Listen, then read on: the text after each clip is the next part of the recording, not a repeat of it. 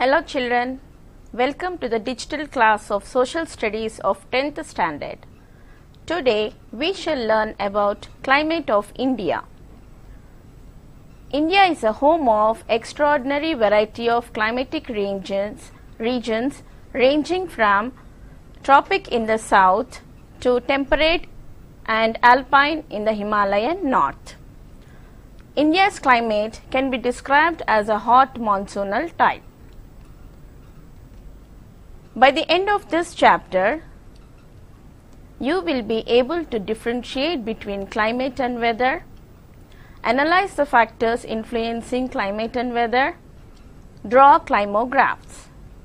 In this chapter, Climate of India, we will be studying about concepts, factors influencing weather and climate, seasons, global warming and AGW and climatic changes. Today, this chapter is divided into two parts. Part 1 will be about concepts and factors influencing weather and climate. Part 2 will be global warming and seasons. So, let's begin with Part 1 of Climate of India, that is concepts and factors influencing weather and climate. Shall we begin with concepts, children? Okay. So, before we go into the concepts, let us learn about two terms, climate and weather. So, what is weather? The state of atmospheric conditions of elements like sunshine, temperature, atmospheric pressure, wind, humidity, precipitation, etc. over an area at a particular time for a short period refers to weather. Both weather and climate are made of same elements such as sunshine, temperature, humidity, precipitation, etc. So, if the state of atmospheric condition of these elements prevails for a short period of time, it is known as weather. For example, if it is hot outside, then what do we say? We say it's a sunny day or the weather is hot. In some areas, we find partly sunny. In some places, there may be clouds. In some places, there may be clouds filled with rain. So, if it is raining outside, what do we say? It's a rainy day or the weather is rainy. In some places like Shimla, Darjeeling, etc., we see snowfall also. And in some other places, there may be clouds filled with thunder. So, what are all these pictures indicating? They indicate the weather conditions of a place. So, weather keeps changing for a minute, even for an hour or even for a day. So, that's why we cannot predict the weather very quickly. Then what is climate? The state of atmospheric conditions over a large area and follows a similar pattern over 30 years or more is known as climate. So, as I told you, both weather and climate are made of same elements. What are the elements? They are sunshine, precipitation, atmospheric pressure, wind, etc. So, if it is for a short period of time, it is known as weather, and if it prevails for a longer period of time, that is for 30 years and above, it is known as climate. If the same pattern is continuing over 30 years, then it is called as climate. For example, look at this picture. Can you identify which place it is? Yes, good. It is Shimla and Manali. So, how is the climate over here? It is very cold because it has been same over 30 years. The weather conditions or the atmospheric conditions prevailing in that place for a large area was over 30 years. So, that's why we call it as climate. Then look at this picture. Can you identify this? Yes, good. This is Rajasthan. So, how is the climate here? It is very hot. So, whenever during winter season, generally people like to visit hot areas like deserts. Is it clear, children? Okay. So how do we get the weather reports? This is television, we all know. So we can see weather reports in television, newspapers, etc. Now, can you see the weather forecast here? Yes, it tells about a weekly report. So how is the weather or on Monday? It is partly cloudy. And how is the weather on Tuesday and Wednesday? What is the picture? It is sunny. So the weather is hot. Thursday and Friday it could be cloudy. Is it clear? Okay. Now how do these people also get the weather forecast, or from where do we get weather reports? It is through climographs. The word climograph, if you divide the word, you get two words. Climo, that is climate, and graph. Graph means it is a representation. So what is climograph? A climograph or climatograph or climate graph is a graphical representation of the relation of two climatic elements such as temperature and rainfall, plotted at monthly intervals throughout the year. So climograph or climatograph, it shows the relation between two elements. What are the two elements? Rainfall and temperature. Both these elements are plotted on the same graph and at monthly intervals throughout the year. Let me make it more clear with the help of a graph.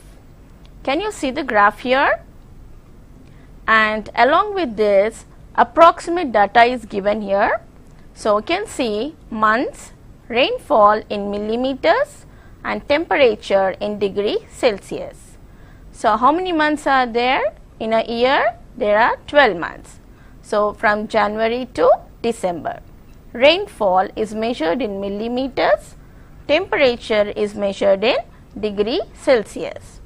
First, before drawing the graph, you need to know what is the minimum and maximum rainfall and what is the minimum and maximum temperature. So can you tell me what is the minimum rainfall here? It is 10 millimeters and maximum is 330 millimeters. And what about temperature? Minimum is 19 degrees Celsius, maximum is 31 degrees Celsius. So shall we plot the figures on the graph? Okay. Generally, when we draw a graph, we have two axes. A graph can be plotted on two axes. What are the two axes? X axis and Y axis. So on X axis, months are represented on X axis and rainfall or precipitation, months are represented on X axis and rainfall or precipitation is plotted on Y axis. Can you see here? Okay. Now, rainfall, the minimum is 10 millimeters. So you can start with origin as 0 and plot at 50 intervals like 50, 100, 150, 200, 250, 300 and 350. Precipitation has to be represented in bar diagram. And actually in this picture we are seeing green color, but whenever we draw a climograph, it has to be in blue color because water is in blue color. So rainfall is in blue. So bar graphs should be in blue. And let me tell you one thing, that climograph varies from place to place and country to country.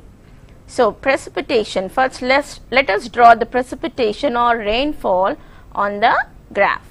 So January, it is 20 millimeters. So plot it on Jan. Then February, it is 30 millimeters. March 40 millimeters. April 49. May 100. June 250. July 330. August 329.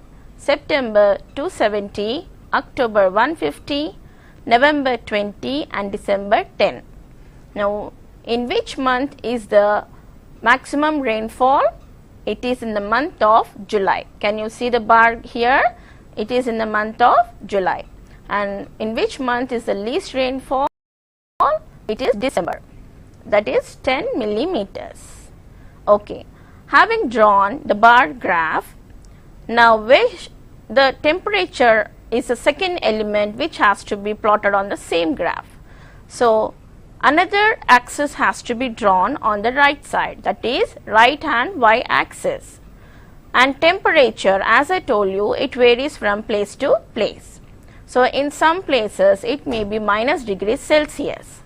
So, that is why the temperature cannot start at origin, it should start after or from the middle. So, it shows the minus degrees, that is below 0 is minus degrees and above 0 are plus degrees. Now, what is the maximum temperature? It is 31 degrees Celsius and minimum is 19 degrees Celsius. Here one point has to be clear, that while drawing or while plotting the temperature, care should be taken to draw it in the middle of the bar diagram. As you can see, June, July and August, you can see the temperature plotted in the middle. This is just to avoid the confusion between the two elements. Am I clear? Good. So, in the same way, start plotting the temperature graph in the middle of every bar diagram. So, in this way, climographs are drawn. Am I clear, children? Good. This is a image from your textbook.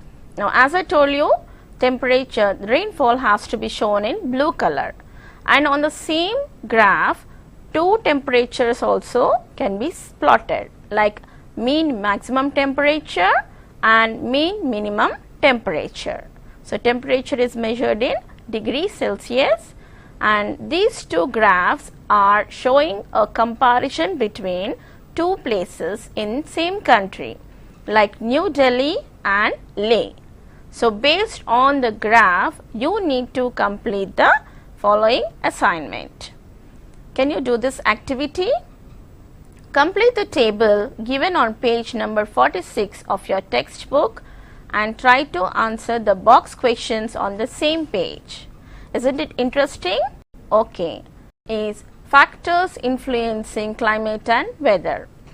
Can you guess how many factors are there which influence climate and weather? There are 4 factors: latitude, land-water relationship, relief or altitude, and upper air circulation. Let's begin with latitude. What is latitude? Yes, you know this word. So, what is the meaning of latitude? An imaginary line around the earth parallel to the equator is known as latitude. What does it indicate?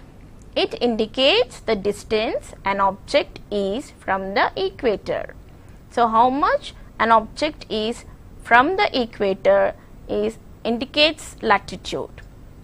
So, how does latitude affect climate and weather? We all know that Earth is divided into 3 regions: tropical or torrid zone, temperate zone and polar zone. Look at this picture. We see that there are 3 regions on the earth. What are they?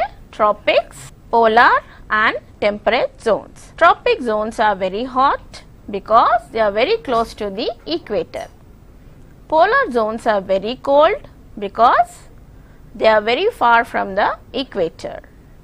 Temperate zones are warm compared to tropic and polar zones, as they are not too far nor very near to the equator. Then, how to know where is the object? It can be known through insolation, that is the sun's heat received by the object. Intensity of temperature depends on the latitude, that is insolation or heat from sun's rays received at that location. So, based on the intensity or insolation, we can know the regions are hot or cold or warmer. Look at this image. It is showing the incidence of sun's rays. It is showing the temperature zones of Earth. So, it is more intense at lower latitudes like tropics and less intense at higher latitudes like polar regions. We know that polar regions are extremely cold because the sun's rays, the insolation of sun's rays is very less. Did you understand? In India, the southern part lies in the tropical belt closer to the equator. Therefore, this region has higher temperature than northern part. Look at this image. Can you see India on the globe? Yes. So, which part of India is receiving higher temperature and which part is receiving less temperature? Yeah, the part, that is the southern part of India, receives higher temperature, is having higher temperature compared to northern part of India because it is very close to the equator. Can you do this activity? How does the angle of sun vary at different latitudes? What impact does this have? So, based on the insolation, complete this activity. The second factor that influences climate and weather is land-water relationship. Have you seen this image before? Yes, you have seen this in your lower classes. What is it indicating? It shows the land and sea breezes. So, to understand land-water relationship, we need to understand about land and sea breezes. What is sea breeze? Sea breeze is the wind developed during the daytime and blows from the sea towards the land. Let us understand it more clearly. Look at this picture. Land gets heated fast and cools fast. On the other hand, water gets heat late and also cools late. During daytime, land gets heated faster than sea. So, the warm air on the land rises up. Cool air from the sea moves towards the land. This is known as sea breeze. And warmer air from the land moves towards the sea to complete the cycle. Did you understand, children, what is sea breeze? So, this is known as sea breeze. Then what about land breeze? During the night time, land is cooler than sea. Hence, cool air from the land blows towards sea. This is called land breeze. So, at night it is totally different. Land gets cool fast than sea.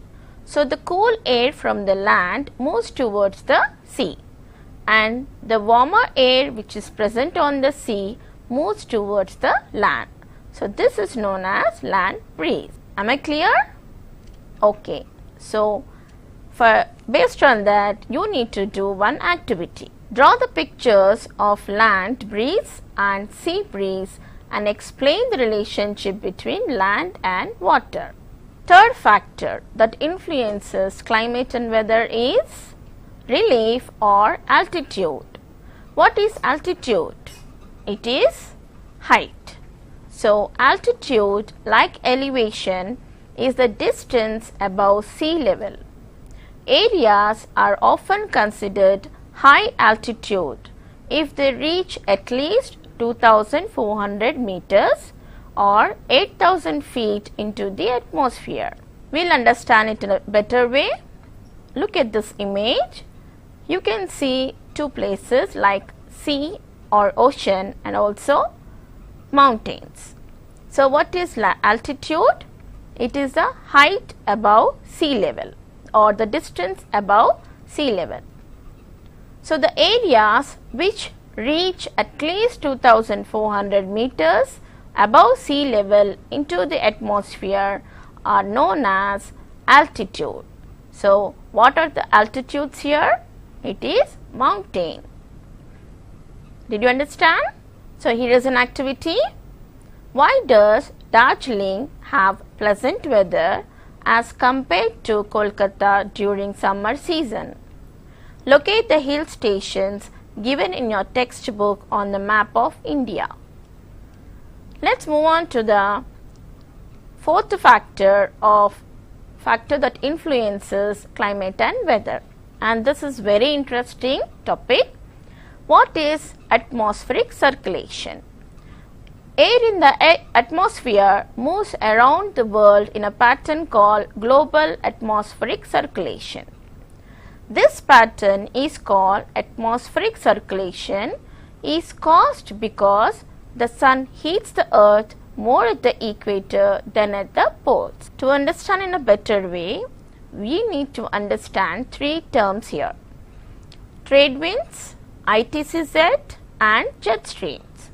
Let us begin with trade winds. Trade winds are easterly winds. The word trade is derived from the German word which means track. These winds blow steadily in the same direction and in a constant course. The trade winds or easterlies are the permanent east to west prevailing winds that flow in the Earth's equatorial region. They are named for the direction from which they blow. These winds are called northeasterly trade winds in the northern hemisphere and southeasterly trade winds in the southern hemisphere. Look at this picture. Can you identify the trade winds in this globe? Yes, it is in blue color. The blue arrow marks represent trade winds. In which direction are they moving? They are moving from east to west. As I told you, trade winds, they are also known as easterlies and they always move in the same direction, that is from east to west. If they move from southern hemisphere, they are known as southeasterly trade winds, and if they move from northern hemisphere, they are known as northeasterly trade winds.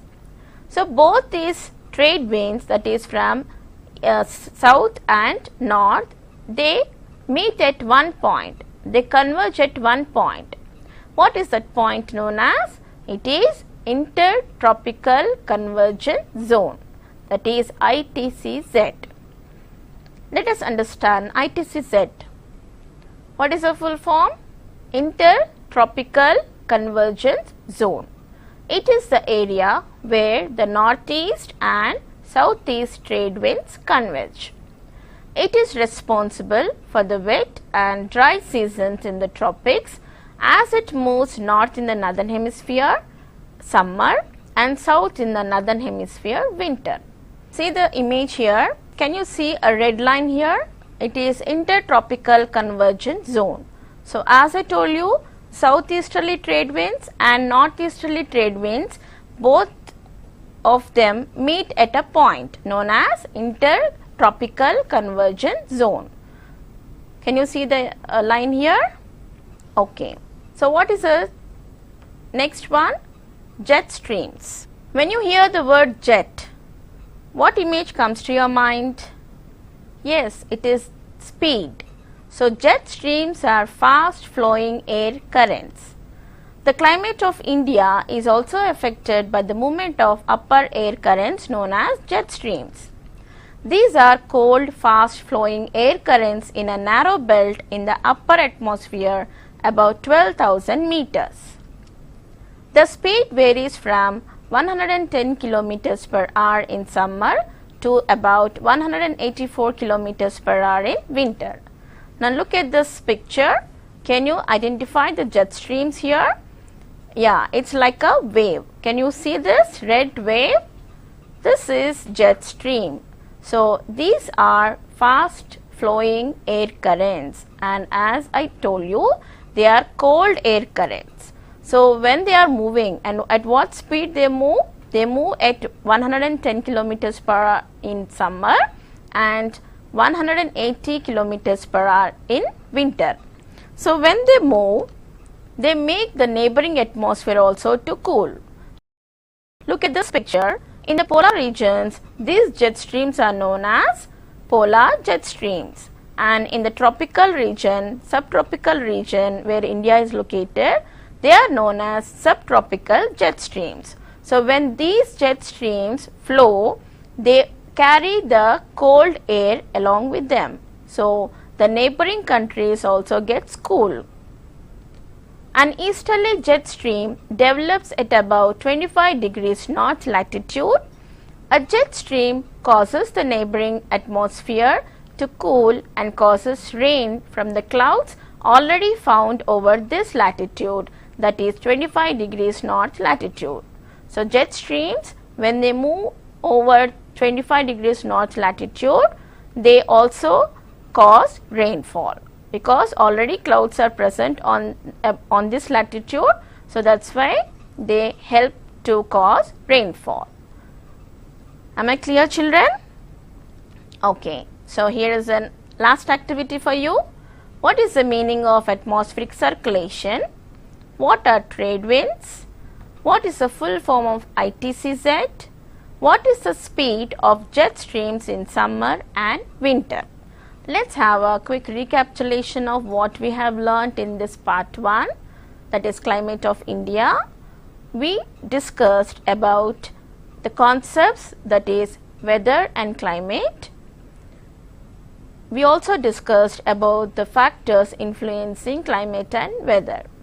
So how many factors are influencing? There are 4 factors: latitude, altitude, land-water relationship, and upper atmospheric circulation. Hope I am clear with it. For better understanding of the concepts, solve the worksheets. Please visit the official website of SCERT for worksheets. To be continued in part 2. Thank you.